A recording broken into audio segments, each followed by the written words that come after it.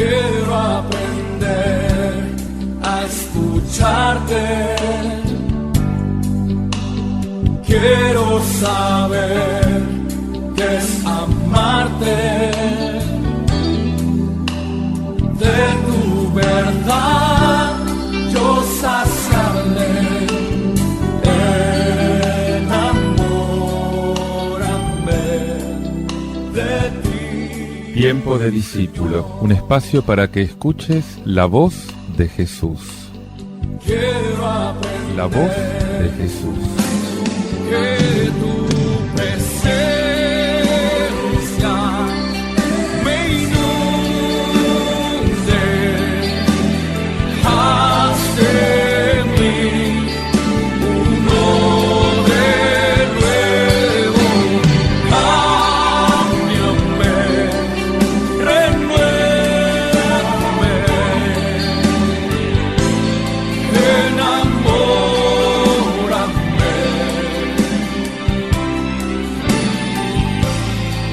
Enamórame de ti, Señor. Paz y bien, te habla Fray Alejandro. Nos encontramos de nuevo en este espacio que el Señor nos regala para sumergirnos en el misterio de su palabra, para escuchar su voz, para recibir de Él aliento, fuerza, ganas de ir adelante, de servirlo, de adorarlo sobre todo. Quiero regalarte hoy un texto de la palabra de Dios, tomado del profeta Daniel. Lo tenés en el capítulo 6, versículos del 11 al 27. Un texto de la palabra que nos llena de confianza, sabiendo que aún en las situaciones más difíciles, en esas pruebas que por la fe tenemos que recibir, el Señor no solamente no nos abandona, sino que viene en nuestra ayuda, viene en nuestro auxilio. Escucha el relato. En aquellos días unos hombres espiaron a Daniel y lo sorprendieron orando y suplicando a su Dios. Entonces fueron a decirle al rey: Majestad, ¿no has firmado tú un decreto que prohíbe hacer oración a cualquier dios fuera de ti, bajo pena de ser arrojado al foso de los leones? El rey contestó: El decreto está en vigor como ley irrevocable de medos y persas. Ellos le replicaron: Pues Daniel, uno de los deportados de Judea, no te obedece a ti, majestad, ni al decreto que has firmado, sino que 3 veces al día hace oración a su Dios. Al oírlo el rey, todo sofocado, se puso a pensar la manera de salvar a Daniel, y hasta la puesta del sol hizo lo imposible por librarlo. Pero aquellos hombres le urgían, diciéndole: Majestad, ¿sabes que según la ley de medos y persas, un decreto o edicto real es válido e irrevocable? Entonces el rey mandó traer a Daniel y echarlo al foso de los leones. El rey dijo a Daniel: Que te salve ese Dios a quien tú veneras fielmente. Trajeron una piedra, taparon con ella la boca del foso, y el rey la selló con su sello y con el de sus nobles, para que nadie pudiese modificar la sentencia dada contra Daniel. Luego el rey volvió a su palacio, pasó la noche en ayunas, sin mujeres y sin poder dormir. Madrugó y fue corriendo al foso de los leones. Se acercó al foso y gritó afligido: Daniel, siervo del Dios vivo, ¿ha podido salvarte de los leones ese Dios a quien venera fielmente? Daniel le contestó: Viva siempre el rey. Mi Dios envió su ángel a cerrar las fauces de los leones y no me han hecho nada, porque ante él soy inocente, como tampoco he hecho nada contra ti.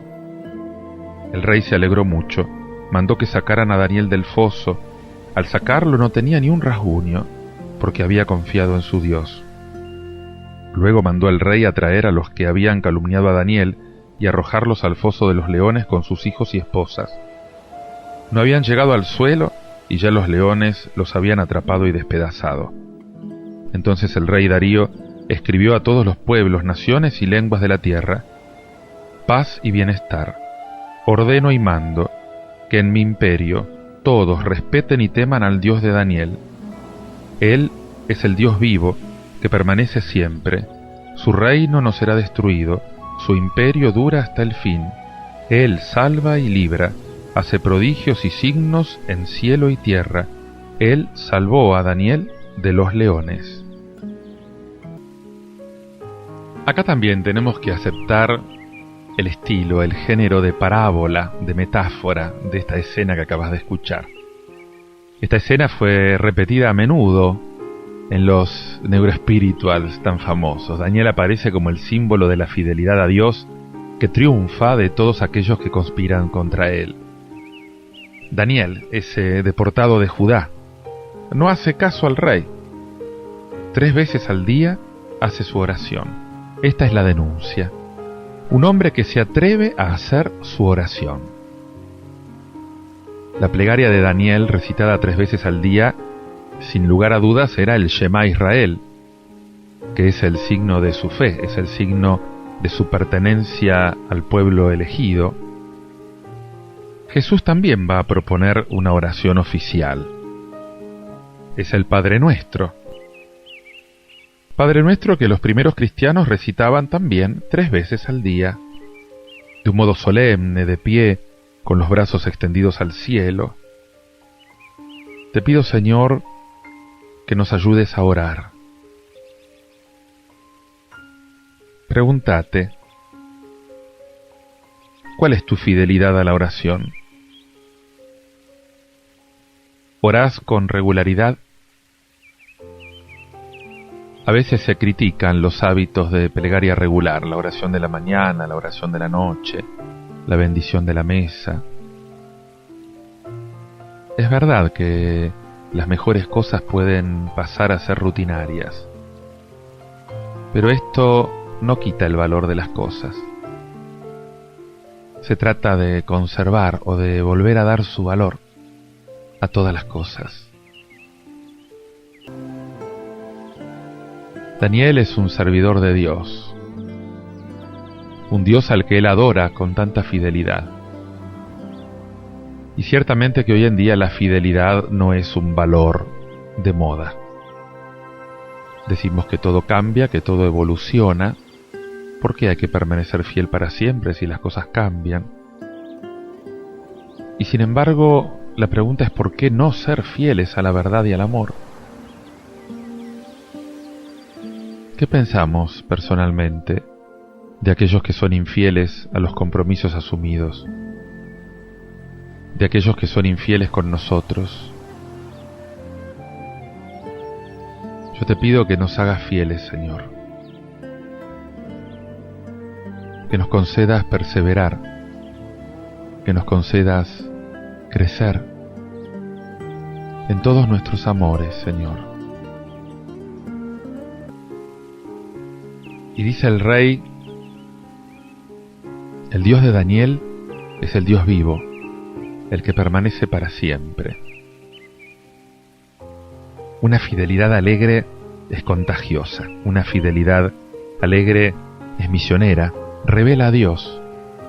Lo revela por su actitud de oración.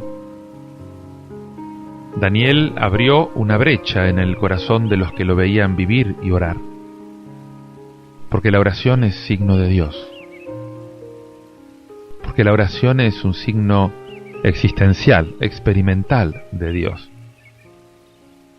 Porque la oración es un acto de evangelización que revela la buena noticia. No la revela con palabras o con discusiones, sino con un acto. Con un acto decimos Dios. Decimos que Dios es importante para nosotros, pero a condición de que la oración sea sincera, sea verdadera, a condición de que no sea tan solamente una oleada de palabras, una charla formalista, a condición de que sea encuentro amoroso con Dios, diálogo con Él, diálogo contigo, Señor. Y dice el rey, su reino no será destruido, su imperio permanecerá hasta el fin. Él salva, libera, obra señales y milagros en los cielos y en la tierra. toda una teología de la historia también acá. Una historia sagrada que se desarrolla en el seno de la historia profana. Dios actúa, Dios salva en el presente, Dios libera en este mismo momento. Todo el esfuerzo de la revisión de vida radica justamente en tratar de descubrir humildemente la obra que Dios está realizando actualmente, en un hecho de vida, en un acontecimiento. Ayúdanos, Señor, ayúdanos a leer y a interpretar los acontecimientos. Ayúdame, Señor, a vivir contigo, a cooperar en tu trabajo. La oración, así concebida, no es una huida de la acción. Es el momento de una acción concentrada, más consciente, que gravita también sobre el mundo, sobre la historia. La oración nos remite a nuestras tareas para que trabajemos contigo, Señor. Te invito a que en la oración te levantes, a que en tus avatares y postraciones te levantes y te pongas en la presencia del Señor, sabiendo que Él está a tu lado y te libera de cualquier enemigo, como lo liberó a Daniel de las fauces de los leones. Medítalo, hacelo tuyo con este canto de nuevo. Me levantaré.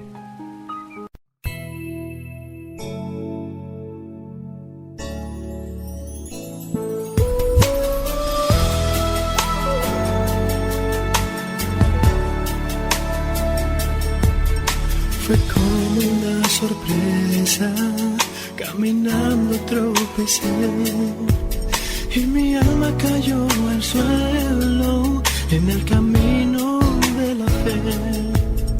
Mi corazón herido, sentí debilidad. Traté de usar mi propia fuerza, no me podía levantar. Fue entonces que pude ver que estaba yo postrado ante los pies de alguien que con mano extendida me ofrecía restaurar mi alma y sanar todas mis heridas. Me levantaré porque una luz me ilumina desde el cielo. Me levantaré y una bella mano me levanta del suelo. Me levantaré, yo me fortalezco con la victoria de la cruz. Me levantaré porque voy de la mano de mi amigo fiel Jesús.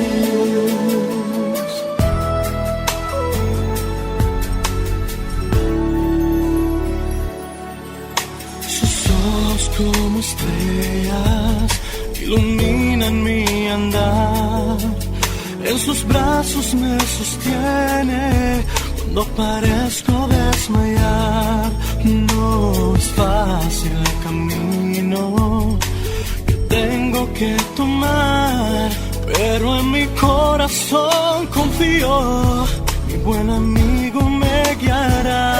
Es un amigo fiel, en medio del quebranto le amaré, pues transformó mi llanto en poesía, me dio nueva vida, restauró mi alma y sanó todas mis heridas.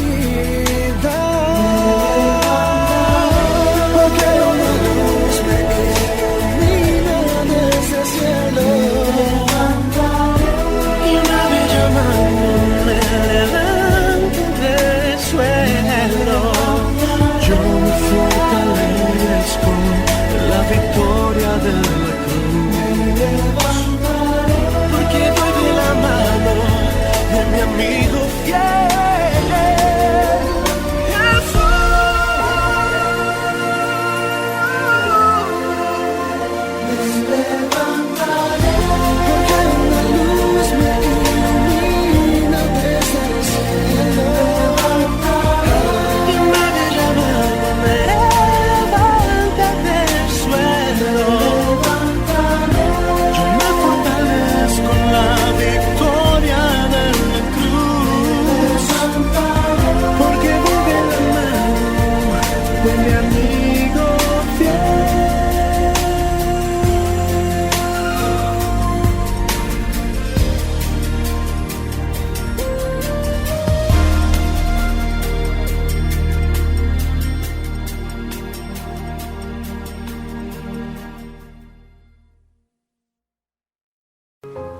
Te invito ahora a que escuches la proclamación de un evangelio de San Lucas en el capítulo 21, versículos del 20 al 28, en el que el Señor nos habla del final de Jerusalén. Escucha lo que nos dice. Jesús hablaba a sus discípulos acerca de su venida. Cuando vean a Jerusalén sitiada por los ejércitos, sepan que su ruina está próxima. Los que estén en Judea, que se refugien en las montañas. Los que estén dentro de la ciudad, que se alejen. Y los que estén en los campos, que no vuelvan a ella, porque serán días de escarmiento en que todo lo que está escrito deberá cumplirse. Hay de las que estén embarazadas o tengan niños de pecho en aquellos días. Será grande la desgracia de este país, y la ira de Dios pesará sobre este pueblo. Caerán al filo de la espada, serán llevados cautivos a todas las naciones, y Jerusalén será pisoteada por los paganos hasta que el tiempo de los paganos llegue a su cumplimiento. Habrá señales en el sol, en la luna y en las estrellas, y en la tierra los pueblos serán presa de la angustia ante el rugido del mar y la violencia de las olas. Los hombres desfallecerán de miedo ante la expectativa de lo que sobrevendrá al mundo, porque los astros se conmoverán. Entonces se verá al Hijo del Hombre venir sobre una nube, lleno de poder y de gloria. Cuando comience a suceder esto, tengan ánimo y levanten la cabeza, porque está por llegarles la liberación. La mayoría de los estudiosos de la Biblia piensan que San Lucas escribió su evangelio en los años después del 70, o sea, después de la destrucción de Jerusalén. Por lo tanto, los acontecimientos históricos acaban de demostrar que Jesús había dicho la verdad cuando anunció la destrucción de Jerusalén. Cuando vean a Jerusalén sitiada por los ejércitos. Acá Marcos y Mateo decían cuando vean la abominación de la desolación. Y sin ninguna duda era lo que de hecho había dicho Jesús, repitiendo una profecía del profeta Daniel, capítulo 11, versículo 31. Lucas traduce con mayor concreción. Sepan que está cerca su devastación. Entonces los que estén en Judea que huyan a la sierra, los que estén en la ciudad que se alejen, los que estén en el campo que no entren en la ciudad. Después de un siglo de ocupación romana, la revuelta que se estaba incubando terminó por explotar alrededor del año 60. Los celotes, que habían tratado de arrastrar a Jesús a la guerrilla, a la insurrección, multiplicaron los atentados contra el ejército romano, y el día de Pascua del año 66, los celotes ocupan el palacio del rey Agripa y atacan al legado de Siria. Todo el país se subleva. Vespasiano es el encargado de sofocar la revolución. Durante 3 años va recuperando metódicamente el país y termina aislando a Jerusalén. Reúne unas fuerzas enormes, la 5ª, la 10ª y la 15ª legiones. Y luego el emperador deja a su hijo, el joven Tito, al cuidado de terminar la guerra.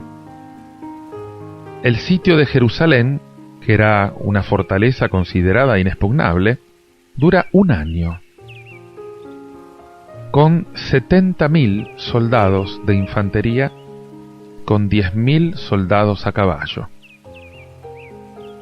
El 17 de julio del año 70, por primera vez, después del exilio, cesa el sacrificio en el templo. Y desde entonces, nunca más han habido sacrificios en el templo de Jerusalén.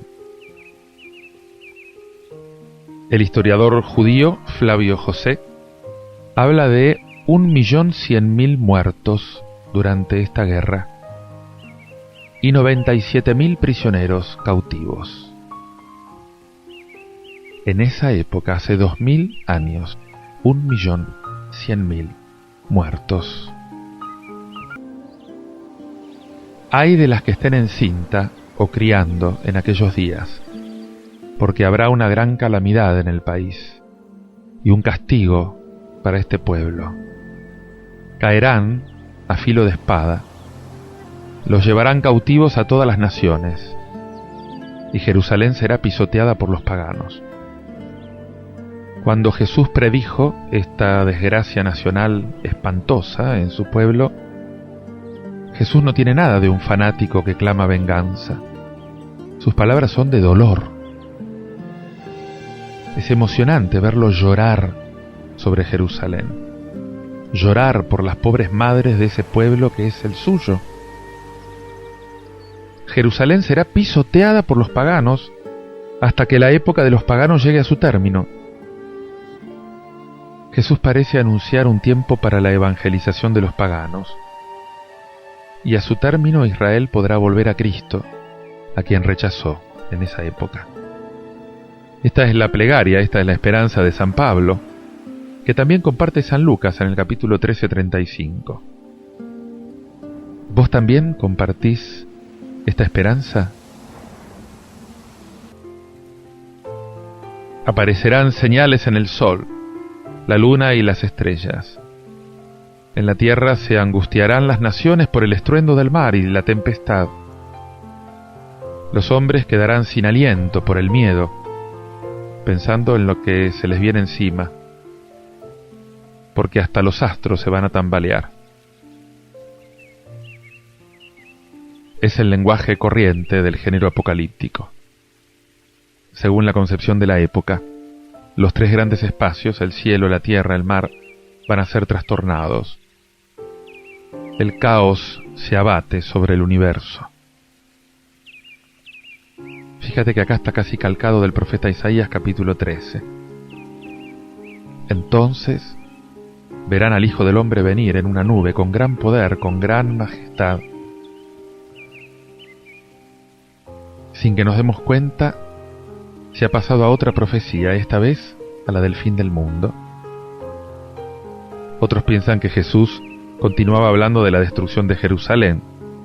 El Hijo del Hombre viene a través de muchos sucesos históricos, en particular de este que vio el aniquilamiento del culto del templo, porque el culto verdadero sigue, pero sigue en torno al cuerpo de Cristo. Ya no hace falta ofrecer corderos y carneros y toros. El nuevo culto sigue en la iglesia, en el nuevo templo de Dios. Te invito a que medites en todo esto, ansiando y pidiendo la venida del Señor, triunfante al final de los tiempos. Hacelo escuchando este tema musical, Volverá.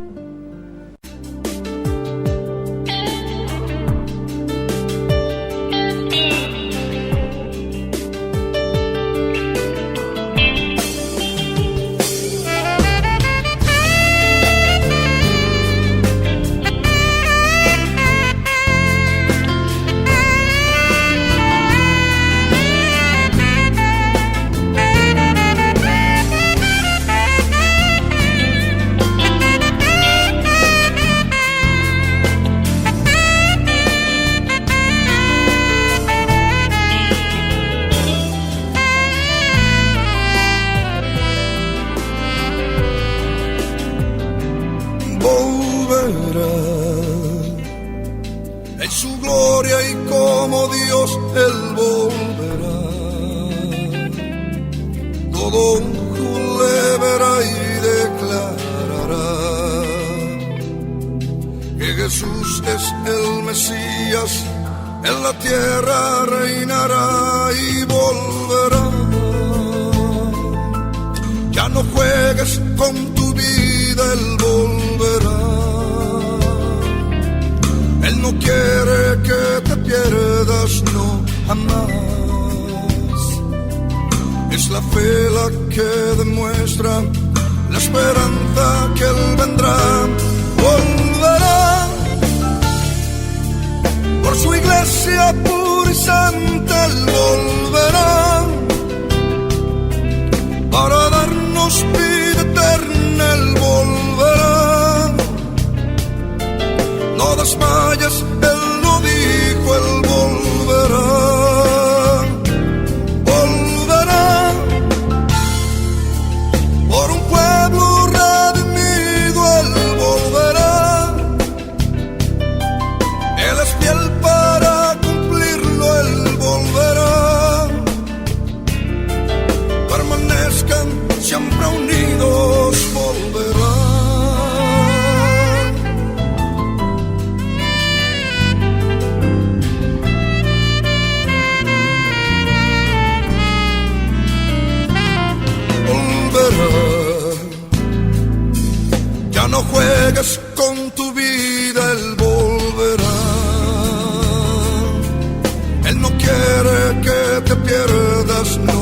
jamás. Es la fe la que demuestra la esperanza que Él vendrá. Volverá por tu iglesia pura y santa, Él volverá para darnos vida eterna, Él volverá. No desmayes, Él lo dijo, Él volverá. Volverá por un pueblo redimido, Él volverá. Él es fiel para cumplirlo, Él volverá. Permanezcan siempre unidos, volverá.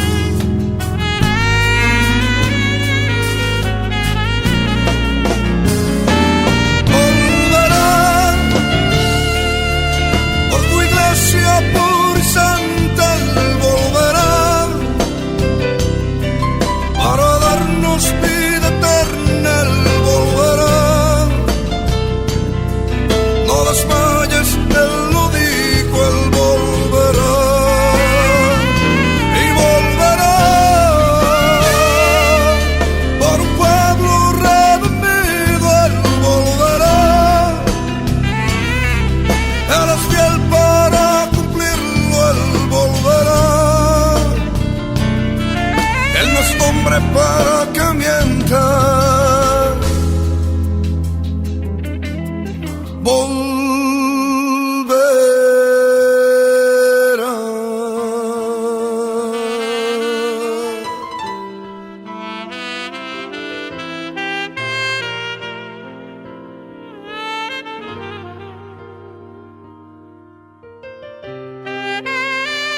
El Espíritu y la Iglesia dicen: ven, Señor Jesús.